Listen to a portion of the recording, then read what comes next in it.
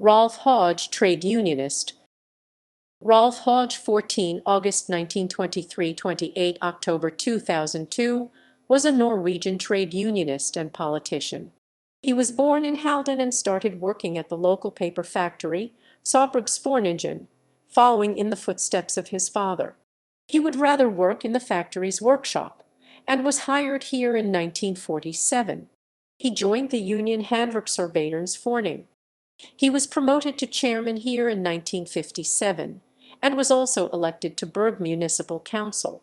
In 1951 he was elected to the Control Committee of the Norwegian Union of Paper Industry Workers, as he attended his first national convention.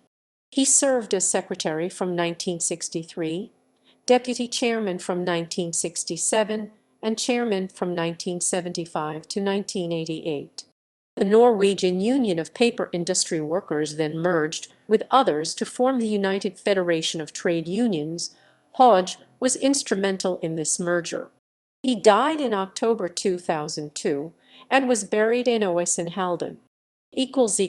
References